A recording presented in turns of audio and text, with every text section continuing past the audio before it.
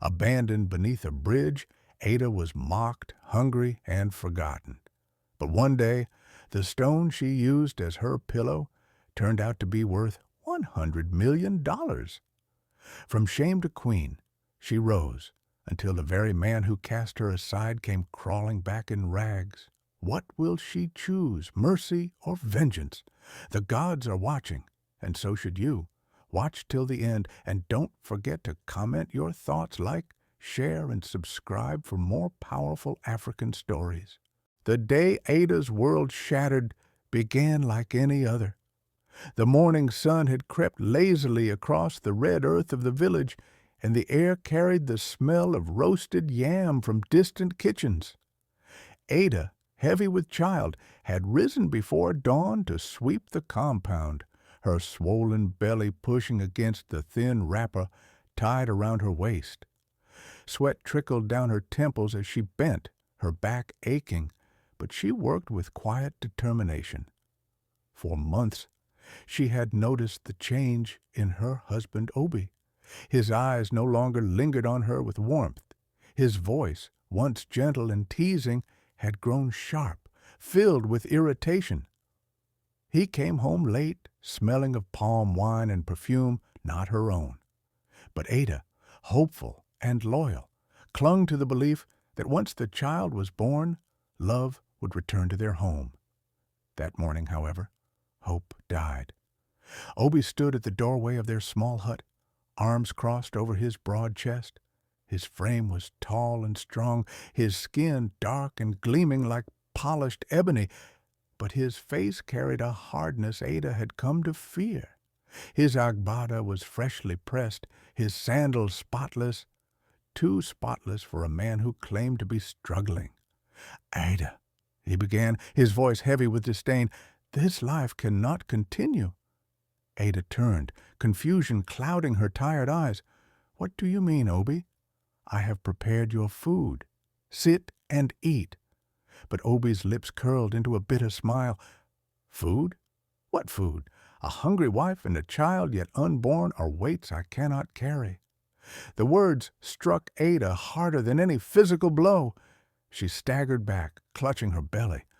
"Obi, you speak as though I am a burden. Have I not stood by you? Did I not sell my wrappers to help you when business was bad?" But Obi's gaze was cold, like stone. "You gave me nothing but poverty. Even now, look at you, useless, a swollen belly, no wealth, no beauty left in you. I cannot waste my youth chained to suffering." Tears welled in Ada's eyes, her heart beating wildly. "Obi, please, this child is ours. This home is ours. Do not throw us away." Obi snorted, adjusting the red cap on his head. "This home? This is no home, Ada. This is a prison. And I will not be shackled." Before Ada could reach for him, before she could fall to her knees in desperate pleading, Obi turned and strode out of the compound. His footsteps echoed like thunder on the red clay road. Behind him, a woman stood waiting, her waist beads jingling, her body swaying with arrogance. Obi did not look back. Ada collapsed to the floor, her cries swallowed by the empty room. Her hands trembled as they rested on her belly, as though shielding the unborn child from the cruelty of its father. That night, Ada waited. She lit the small oil lamp, whispering prayers into the flame. She told herself Obi would return, that anger had clouded his mind. She prayed until the lamp burned low, until the crickets outside grew silent. But Obi never came back. Days stretched into weeks. Ada's food supply dwindled. Her neighbors turned away their faces, and whispers filled the air. "She has been abandoned," they said. "Her husband has found another." The shame was unbearable, but Ada bore it for the sake of the child within her. One evening, with nothing left but a bundle of old clothes, Ada wrapped her aching feet in rags and walked. The village paths blurred through her tears as she carried her unborn child into uncertainty.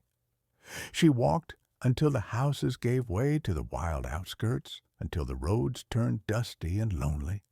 Finally, when her legs could carry her no longer, she collapsed beneath a crumbling bridge. The bridge was old, its stones cracked, and its wooden planks half rotten. Rats scurried through the shadows, and the river below groaned with slow, muddy waters. Yet to Ada it became shelter. She spread her wrapper on the ground, laying her tired body on the bare earth. But the ground was hard, unforgiving. Her head rested painfully on the dirt until her hand touched something smooth and cool. She pulled it closer, a flat gray stone, wide enough to cradle her head. With a weary sigh, she placed it beneath her cheek. That night, for the first time since Obi's departure, she slept without tears. It was as if the stone absorbed her sorrow, holding her anguish in silence. From that day, it became her pillow, her comfort, her companion in misery. Each night, before sleep claimed her, she whispered to it, "May my child know a life better than mine. May the gods grant this little one a future brighter than the darkness I endure." But the world was not kind. By day, Ada wandered to the market, her belly heavy, her eyes hollow. She stretched out her hand for scraps, but the women selling plantain and palm oil mocked her. "See her," they laughed, their wrappers gleaming with wealth. "Obi's castaway, begging like a dog." Children followed her, throwing pebbles. "Onyara," they shouted, "mad woman."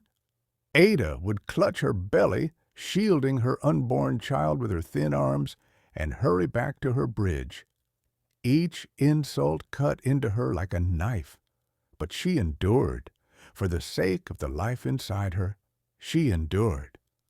At night, the cold seeped into her bones. The wind howled through the cracks of the bridge, rats nibbled at her meager bundle of food, and mosquitoes feasted on her skin. Yet still she pressed her cheek against the smooth stone, whispering her nightly prayer. Days blurred into weeks. Ada grew thinner, her face gaunt, her eyes sunken but fierce. Her belly, however, swelled with the promise of life. Each kick reminded her she was not alone, that within her rested hope. The villagers passed by, shaking their heads. "She will not survive," they murmured. "A woman cannot give birth under a bridge." But Ada refused to believe them. She told her unborn child stories of kings and warriors, of wise women and brave hunters. She promised the child greatness, even as she lay in rags. Sometimes, in the stillness of night, she thought she heard whispers from the stone, faint, like echoes carried by the wind. She would close her eyes, pressing her ear to it, but the sounds faded before she could understand. She wondered if it was the gods listening to her prayers, or the spirits of the ancestors answering with promises. Her suffering continued, yet so did her will. One afternoon, the rains came, heavy, merciless rains that pounded the earth and turned the river into a raging monster. The bridge shook, water spilling through its cracks. Ada clutched her belly, shivering, the stone beneath her head slick with rain. For hours she endured the storm, whispering through chattering teeth, "Hold on, my child. Hold on." When the storm passed, Ada remained, soaked, trembling, but alive. She looked at the stone, glistening in the weak sunlight, and kissed it with gratitude. To her, it was no longer just a stone. It was a gift, a friend, perhaps even a sign from the gods that her prayers would not go unheard.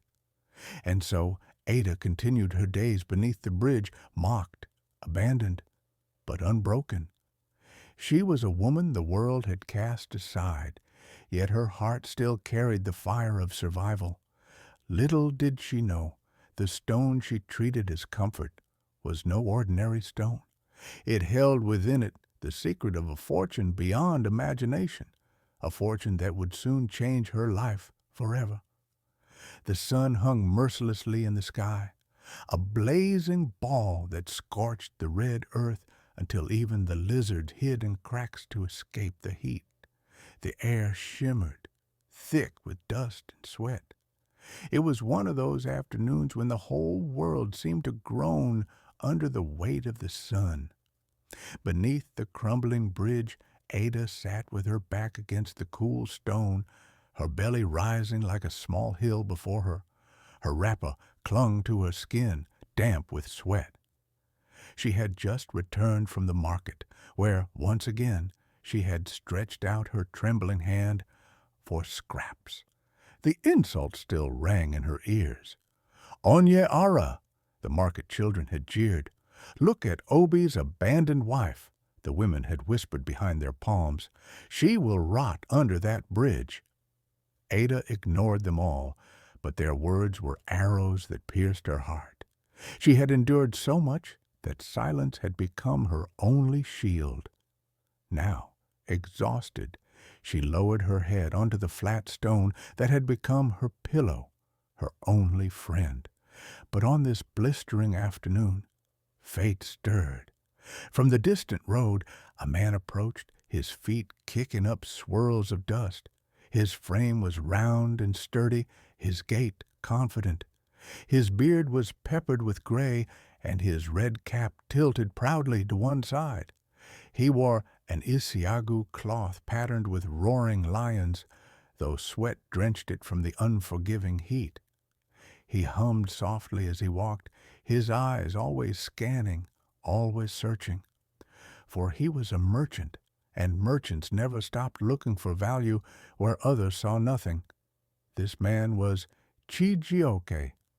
He had traveled far and wide, from the coastal cities where the air smelled of salt and fish, to the northern deserts where the wind carried whispers of ancient caravans. His wealth was not just in gold, but in his sharp eyes, eyes that could pick out treasure hidden in plain sight. As he neared the bridge, Chijioke slowed. His humming stopped. Something unusual caught his attention. At first he thought it was just a shimmer from the sun. But no, the glimmer was steady, faint, and oddly beautiful. It came from the stone where Ada rested her head. He frowned, curiosity gripping him. "Ada," he said gently, for he knew her face. Everyone in the village did. She was the abandoned wife who now lived like a stray dog beneath the bridge.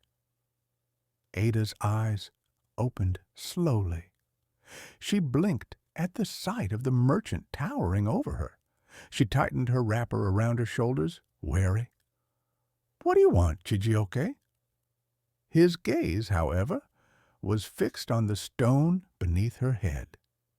He crouched, his thick knees cracking as he leaned closer. His fingers brushed the dust away. The moment he touched it, his breath caught in his throat. "This," he whispered, his eyes wide. "Where did you get this stone?" Ada frowned. "This?" She glanced at the object she had long taken for granted.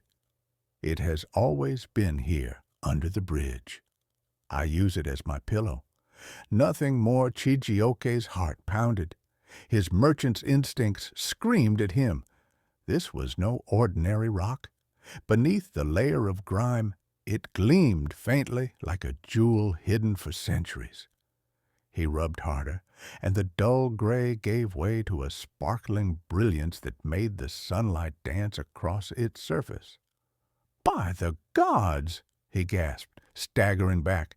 "Do you not know what this is?" Ada's eyes narrowed, suspicion clouding her features. "It is only a stone, Chijioke. Why are your eyes so wide? Why do you tremble at it?" The merchant laughed, a booming laugh of disbelief and awe. "A stone? No, Ada, this is not a stone. This is a diamond, a jewel worth more than you can imagine. In the city, men will pay not in cowries, not in goats or wrappers, but in millions, hundreds of millions. Ada sat up sharply, clutching her belly as though steadying herself. She stared at the stone, then at him, then back again. Her lips trembled. "You mock me, don't you? First my husband mocked me, then the market women mocked me, and now you come, playing tricks with my misery." But Chijioke's face was grave. He reached into the leather satchel slung across his shoulder and pulled out a small magnifying lens. Carefully, he examined the jewel with a trained eye. Every facet, every angle, every glimmer confirmed it. This was a diamond of immense value. His voice was thick with reverence.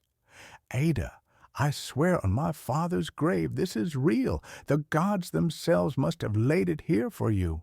Do you not see? They have remembered your tears." For the first time in months, Ada's heart wavered between disbelief and hope.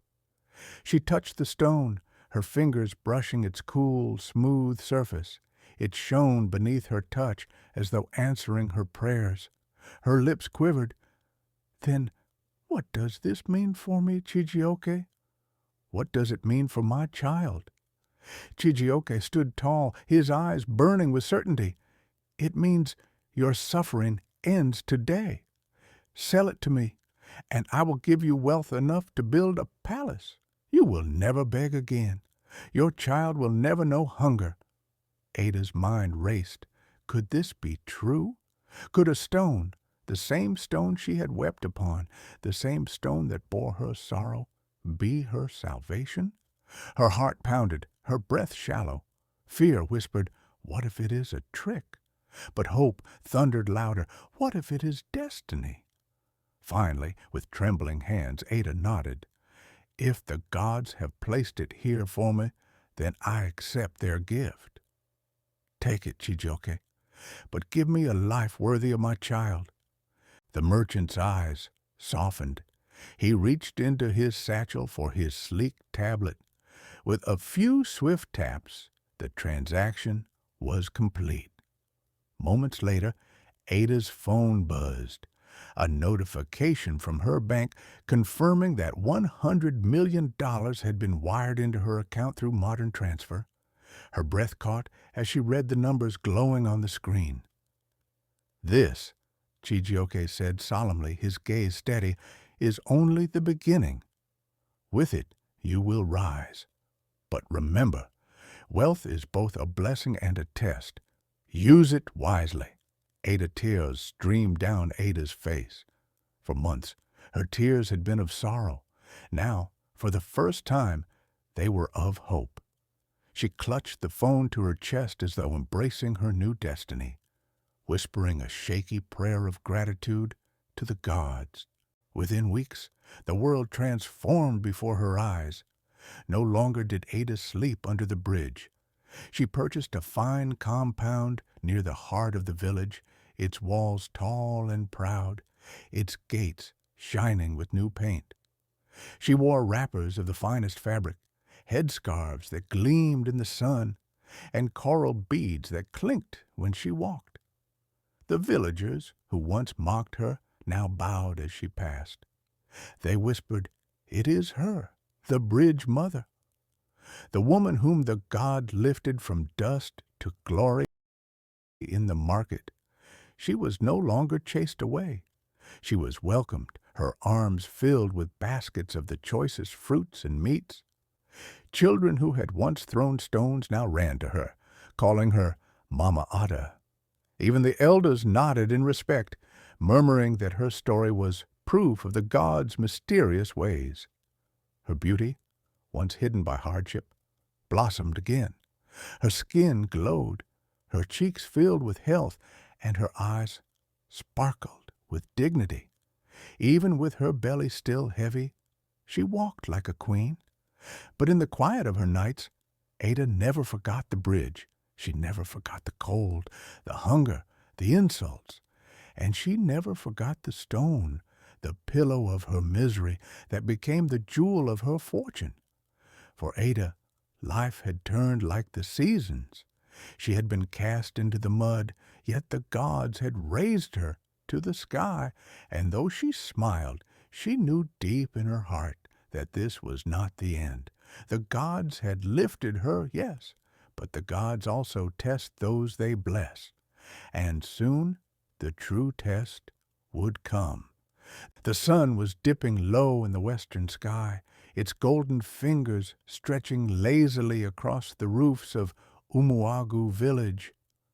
A hush seemed to settle over the marketplace as a piece of gossip spread like dry harmattan fire. "Have you heard?" one fishmonger whispered to another, her voice trembling with delight. "Obi has returned." That same Obi who left his wife Ada to suffer beneath the bridge. The words traveled swiftly, weaving into every corner of the village, from the palm wine tappers under the iroko tree to the women bent over grinding stones. By the time evening drums began to beat, everyone knew that the once proud man had crawled back. Obi's story was a cautionary tale in itself. When he abandoned Ada, he left with pride stitched into his steps, his chin high, and another woman on his arm, a woman whose beauty was sharp and glittering, but as fleeting as the morning dew. At first, he had money, feasts, and the illusion of power. But bad business choices, gambling, and betrayal stripped him bare. The other woman, seeing his ruin, fled with the last of his coins. Now he stood at Ada's gates, once the gates he mocked, for he never believed Ada would rise from the dirt. The humble return. Obi's appearance was almost unrecognizable. His once muscled body was gaunt, ribs poking like ridges under his skin. His wrapper was torn at the edges, stained by dust and sweat. Barefoot, his cracked heels told a story of endless wandering. His once proud eyes, which had looked down on Ada with scorn, were now hollow, desperate, searching. The villagers gathered outside Ada's compound.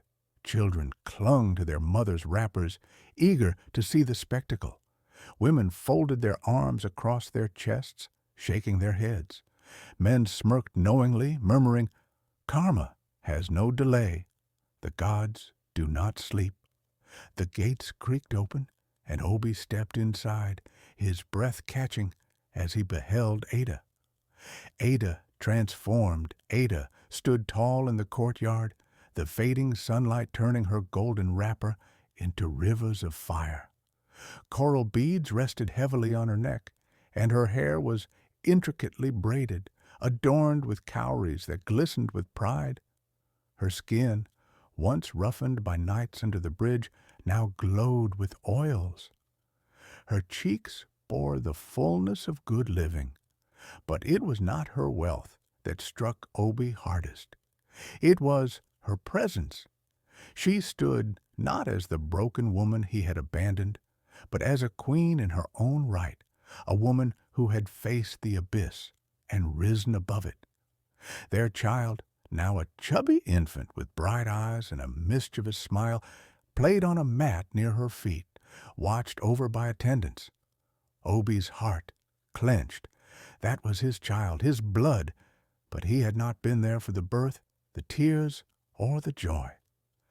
"Adana, my jewel," Obi croaked, his voice trembling as he fell to his knees.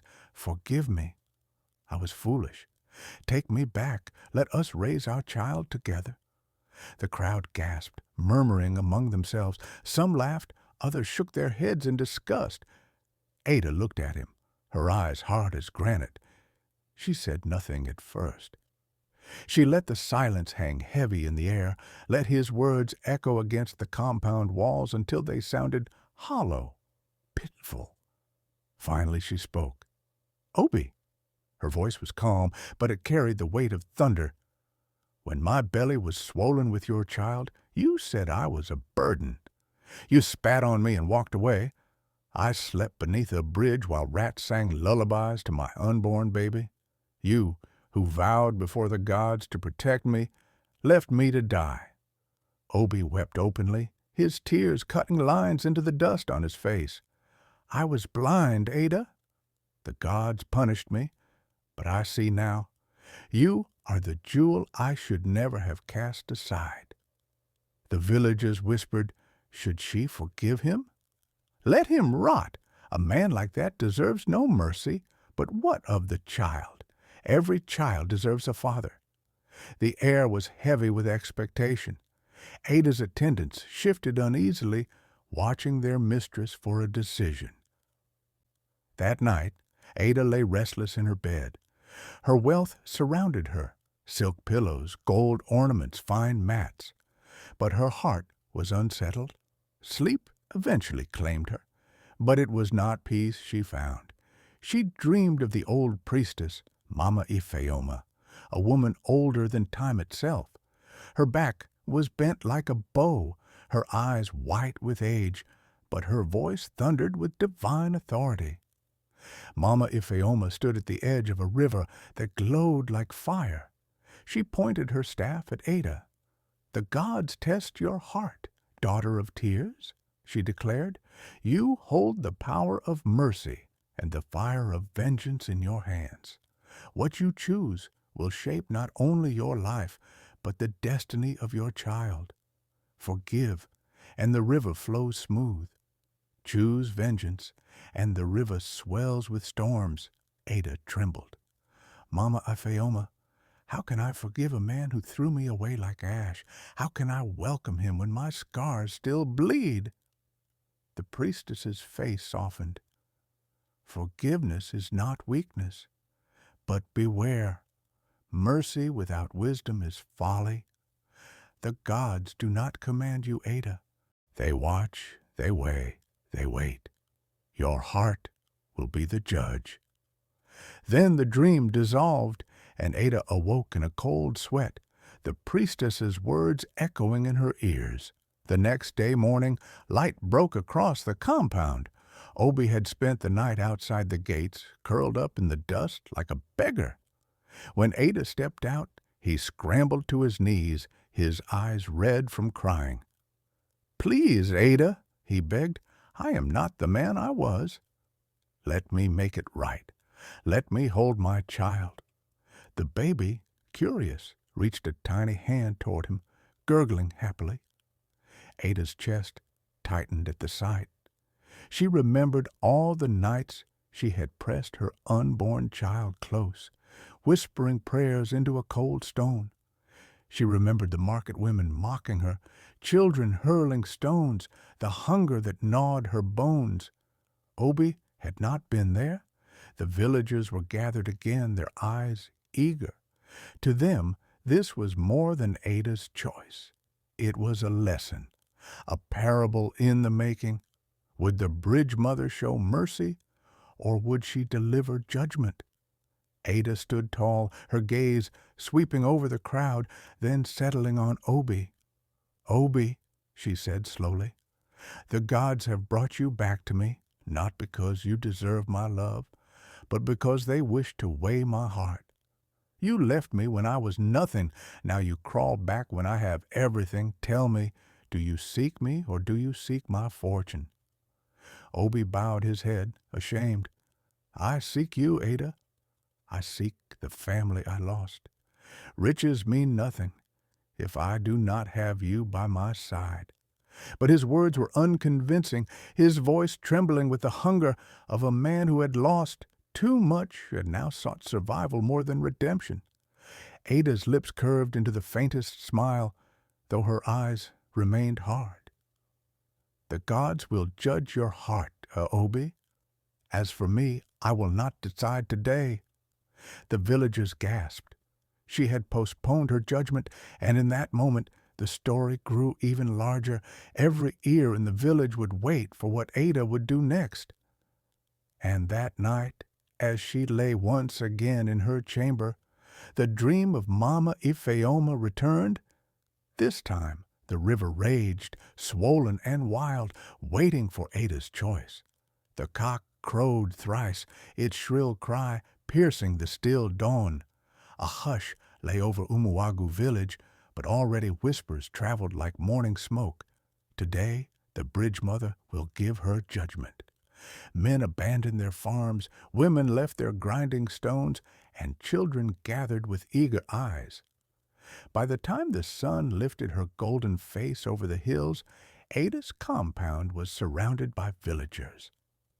They came to witness not just a woman's choice, but a story that would live in proverb and song for generations. Inside, Ada sat upon a carved wooden stool draped with fine cloth.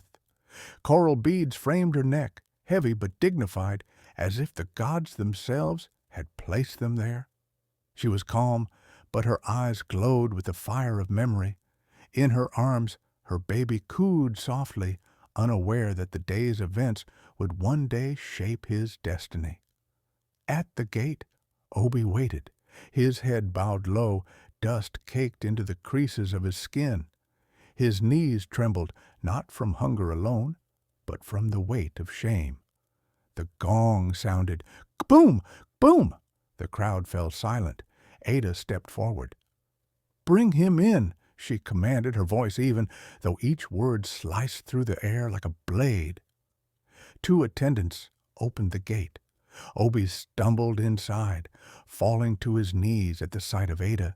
Tears streamed freely down his face, his chest heaving with sobs. Ada raised her chin. Her voice was steady, calm, but it carried the sting of thunder.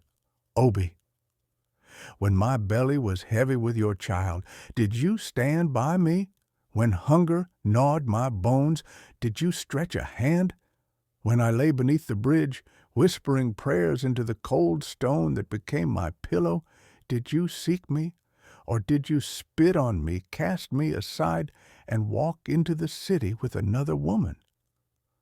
Her words rang in the air, and the crowd erupted in murmurs. She speaks truth.